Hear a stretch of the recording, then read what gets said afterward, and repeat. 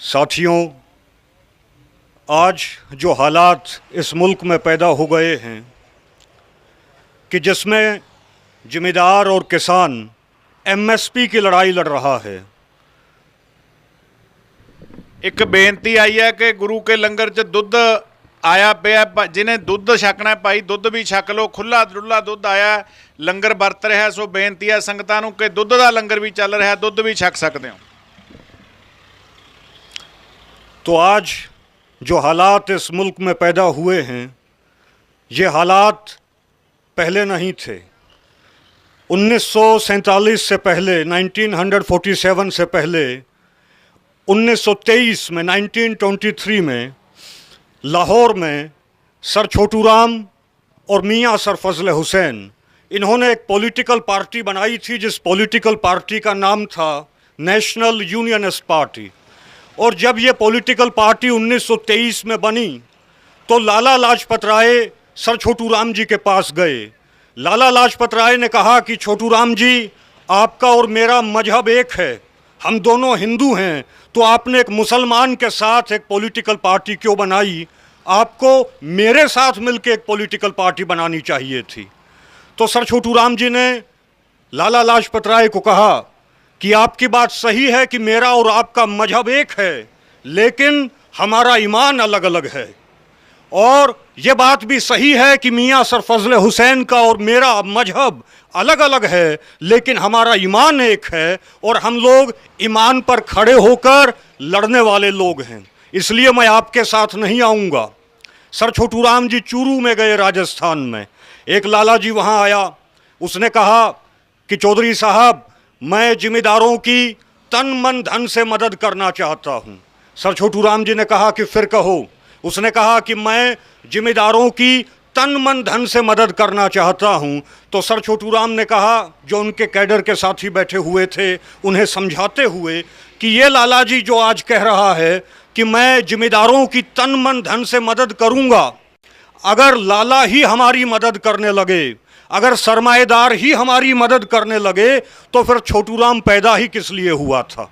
फिर मैं पैदा ही किस लिए हुआ था? और ये वे लोग हैं जो सबसे ज़्यादा मीठा बोलते हैं और सबसे ज़्यादा लूटते हैं, इनसे सावधान रहना। तो ये पॉलिटिकल पार्टी 1923 में मियाँ सर फजल हुसैन और सर छोटू राम जी ने बनाई। 1923 से लेकर 1947 तक पंजाब के अंदर इस सर छोटू राम जी के बगैर, मियाँ सर फजल हुसैन साहब के बगैर और सर सिकंदर हयात खान जो पंजाब के प्राइम मिनिस्टर बने थे, उनके बाद lieutenant colonel sir Malik Khizar Hayat Khan Tiwana साहब जो पंजाब के प्राइम मिनिस्टर बने थे, इनकी इजाज़त के बगैर पंजाब में पत्ता भी नहीं खड़कता था। सर छोटू राम जी ने एक कानून बनवाया था। वो कानून यह था कि जमींदार कि न ज़मीन कुर्क हो सकती है, न उसकी फसल कुर्क होगी, न उसके बैल कुर्क होंगे। ये कानून, ये गोल्डन एक्ट, ये स्वर्णिम कानून पंजाब में यूनियनिस्ट पार्टी की गवर्नमेंट ने 1938 में बनवाया था। तो गोकुल चंद नारंग पंजाब असेंबली में खड़ा हुआ, उसने कहा कि सर छोटू राम जी ने जो कानून बनवाया है, इस कानून की वजह से न पंजाब में हम ज़मीन कुर्क कर सकते हैं ज़मींदार की, न उसका बैल कुर्क कर सकते हैं, न उसका घर कुर्क कर सकते हैं। तो पंजाब में अब कुर्क करने के लिए रह क्या गया है? सर छोटू राम ने कहा कि ये जो तुम्हारी मानसिकता है, ये जो तुम्हारी मेंटलिटी है, ये जो तुम्हारी विचारधारा है, हम पंजाब की धरती पर इस विचारधारा को कुर्क कर देंगे।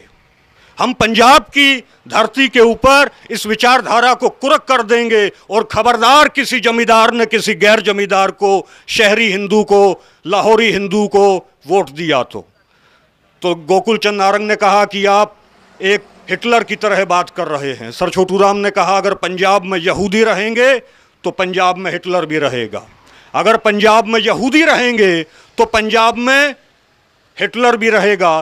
तो ये हमारी जो उस वक़्त की जो सियासत थी वो हमारे हक में थी। और जब सर छोटू राम जी कानून बना रहे थे, the Punjab registration of money lenders act 1939, the Punjab restitution of mortgage land act 1938, the Punjab relief of indebtedness act 1935, the Punjab land alienation act 1938 और मंडी एक्ट 1938 में आया था। इसे भी सर छोटू राम और सर सिकंदर हयात खान लेकर आए थे। इस एक्ट के मुताबिक मंडी के अंदर जमींदारों का भी आरक्षण था। तो गोकुल चंद नारंग खड़ा हुआ, उसने कहा कि ये जो कानून है, इस कानून की वजह से रोहतक का एक दो धेले का जाट अब लखपति बनिए के साथ बैठेगा। इन लोगों की मानसिकता उस वक़्त भी हमारे बरखिलाफ थी और आज भी इनकी मानसिकता हमारे खिलाफ है। तो उस जमाने में जब ये एक्ट सर छोटू राम लाए, जब ये कानून जमींदारों के हक में यूनियनिस्ट गवर्नमेंट लेकर आई, तो डॉक्टर गोपी चंद भार्गव ने इस्तीफा दे दिया पंजाब असेंबली से, डॉक्टर सत्यपाल ने इस्तीफा दे दिया, लाला दुनीचंद ने इस्तीफा दे दिया, ये कांग्रेसी थे। भाई परमानंद ने इस्तीफा दे दिया जो हिंदू महासभा से था, गोकुल चंद नारंग ने इस्तीफा दे दिया, राजा नरेंद्र नाथ ने इस्तीफा दे दिया, M.K. पुरी ने इस्तीफा दे दिया। तो वो हालात तब थे जब हम लोग कानून बना रहे थे और बनिए जो हैं वो इस्तीफा दे रहे थे, शहरी जमात इस्तीफा दे रही थी। और आज हालात दूसरे हो गए हैं कि हमारे जो लीडर हैं, जो जिम्मेदार हैं, वो इस्तीफा दे रहे हैं। इसका कारण क्या है? इसका कारण एक ही है जो सर छोटू राम जी कहा करते थे कि यह भोले जमींदार, तू मेरी दो बात मान ले, एक ले बोलना सीख, दूसरा दुश्मन को पहचान ले। हम लोगों ने दुश्मन को पहचानना नहीं सीखा। सर छोटू राम जी कहा करते थे कि ये जो ढीली धोती वाले हैं, ये जो नुकीली टोपी वाले हैं, ये मंडी और फंडी, ये तुम्हारे दुश्मन हैं। और इन मंडी और फंडी की सियासत को, इन सरमाएदारों की और पुजारियों की सियासत को हम लोगों को समझना होगा। एक कौवे के बच्चे ने कहा कि पिताजी, मुझे 4 पाए का मांस खाते खाते बहुत दिन हो गए हैं, आज मैं 2 पाए का मांस खाना चाहता हूँ। तो कौवे ने कहा कि बेटा जा और सभी जानवरों के मीट इकट्ठे, मांस इकट्ठे करके ले आ। वो इकट्ठे करके ले आया। कौवे ने कहा कि ये सूअर का है गोश्त, इसे तू यहाँ फेंक दे, ये गाय का मांस है, इसे तू जो है यहाँ मंदिर में फेंक दे। और कौवे के बच्चे ने फेंक दिया। सांप्रदायिक दंगे हो गए, रॉयट्स हो गए, जातीय दंगे हो गए। और जब वो दंगे हुए तो 2 पाए का मांस सड़कों पर बिछ गया। कौवे ने अपने बच्चे को कहा कि बेटा जा और 2 पाए का मांस है, ये बिछ चुका है, तू खा।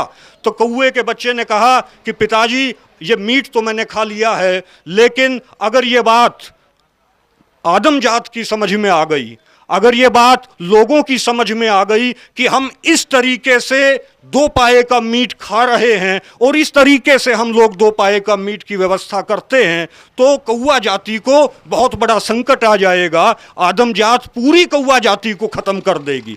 तो कौवे ने कहा कि बेटा, 1000 साल हो चुके हैं, 1000 साल हो चुके हैं, हमारी ये चाणक्य नीति आज तक तो आदम जात की समझ में आई नहीं है।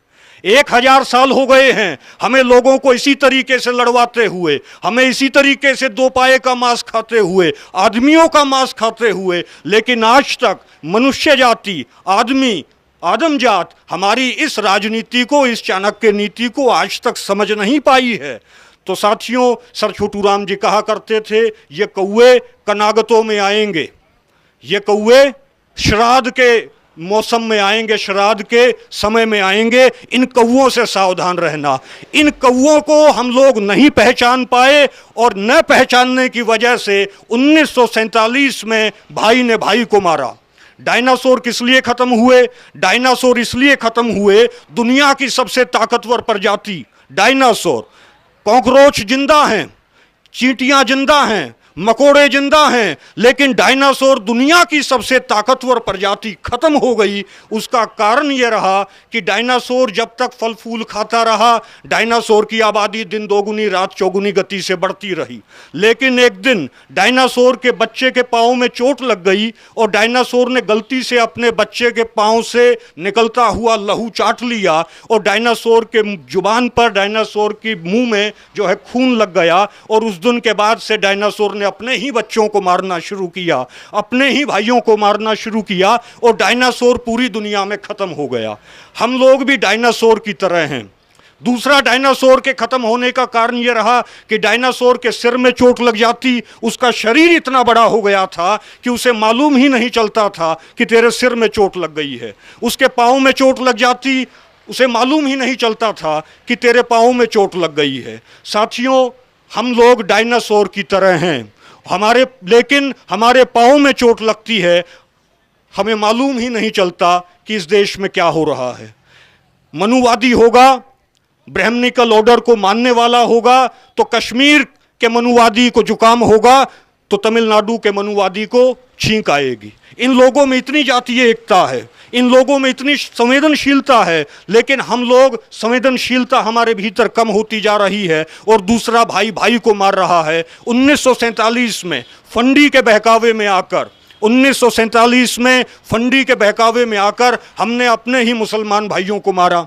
1984 में फंडी के बहकावे में आकर हमने अपने ही सिख भाइयों को मारा। मुजफ्फरनगर में फंडी के बहकावे में आकर हम लोगों ने अपने ही मुसलमान भाइयों को मारा। तो ये लोग, ये कौवे हैं, ये हमें आपस में लड़वा रहे हैं और इसका समाधान एक ही है जो हम लोगों ने समझा। हमने 2015 में यूनियनिस्ट मिशन को शुरू किया था। जो यूनियनिस्ट विचारधारा थी, यूनियनिस्ट आइडियोलॉजी थी, उस विचारधारा को हमने लेकर जो है 2015 में अपना काम शुरू किया। ये उस ज़माने में हमारी जो यूनियनिस्ट पार्टी थी उसका ये फ्लैग हुआ करता था, ये यूनियनिस्ट पार्टी का फ्लैग था, ये झंडा था। हमने इस झंडे को लेकर, यूनियनिस्ट मिशन को लेकर 2015 में काम शुरू किया। गवर्नमेंट ने जाट आरक्षण के झूठे मुकदमे लगाकर, 6 मुकदमे लगाकर मेरे ऊपर, जिसमें 2 मुकदमे मेरे सीबीआई में अब भी चल रहे हैं, मुझे और हमारे साथियों को जेल में डाल दिया। करीबन 20 हमारे साथी शहीद हुए और करीबन 3.25 साल में जेल में रहा। मैं बाहर आया हूं। अब दोबारा से हमने अपने उसी तहरीक को शुरू किया है। ये लोग नहीं चाहते कि भाईचारा फैले, ये लोग नहीं चाहते कि ये तहरीक फैले, ये लोग चाहते हैं कि इस मुल्क में हम लोग आपस में लड़ते रहें। जेल में मुझे एक बात समझ में आई कि आज इस देश में न ईसाइयों की सरकार है, न इस मुल्क में आज मुसलमानों की सरकार है। आज इस मुल्क में सरकार है तो हिंदुओं की सरकार है और मंडी और फंडी जमात के लोगों की सरकार है। तो ये सरकार कभी भी हमें हमारा हक नहीं दे सकती। मैं बाहर आया, मैंने अपने साथियों से बात की कि जब तक हम लोग खालसा पंथ में नहीं आएंगे, जब तक हम लोग सिख नहीं बनेंगे, जब तक हमारे नंगे सिर रहेंगे, तब तक हम लोग इस लड़ाई को जीत नहीं सकते। मैं बाहर आया, हम लोग जितने हमारे साथी थे, मैंने इस बात पे सभी को राजी किया है। हम लोग ये मुहिम चला रहे हैं, ये तहरीक चला रहे हैं कि हरियाणा के लोग, हम लोग अब जो है सिक्खी में आएंगे और गुरु गोविंद सिंह जी महाराज सच्चे पातशाह जी ने जो कहा था कि राज करेगा खालसा, आकी रहे न कोई, उनकी भविष्यवाणी को दुनिया की कोई भी ताकत, ये बर्मा को मानने वाले लोग, ये रोक नहीं सकते। निश्चित तौर पर इस मुल्क में जो है 96 करोड़ी खालसा होना है, निश्चित तौर पर होना है। तो हम लोग इस तहरीक को लेकर हम लोग चले हुए हैं। और साथियों, इनके भरोसे नहीं रहना, न इससे निकलेगा। ये राहत इंदौरी साहब का शेर जो है, इनका एक शेर मैं आपको बताता हूं, न इससे निकलेगा न उससे निकलेगा, न हम सफ़र से निकलेगा न हम नशी से निकलेगा, हमारे पाँव का कांटा हम ही से निकलेगा। ऐ वतन की रेत, ऐ वतन की रेत, मुझे एड़ियां यहीं रगड़ने दे, मुझे मालूम है पानी यहीं से निकलेगा, मुझे मालूम है पानी यहीं से निकलेगा। हम लोग इस मोर्चे पे डटे रहेंगे, हम लोग डटने वाले लोग हैं। 1.25 लाख से 1 लड़ाऊं, ये गुरु गोविंद सिंह जी महाराज ने कहा था। निश्चित तौर पर ये जो केंद्र की सरकार है, इसको हम लोग पीछे हटाएंगे और वक्त आएगा जो है इन लोगों को हम लोग जो है हिंद महासागर में जो है इनको हिंद महासागर में इनको और इनकी विचारधारा को हम लोग डुबो देंगे। वाहे गुरु जी का खालसा। Thank you. जय योद्धे। सत श्री अकाल।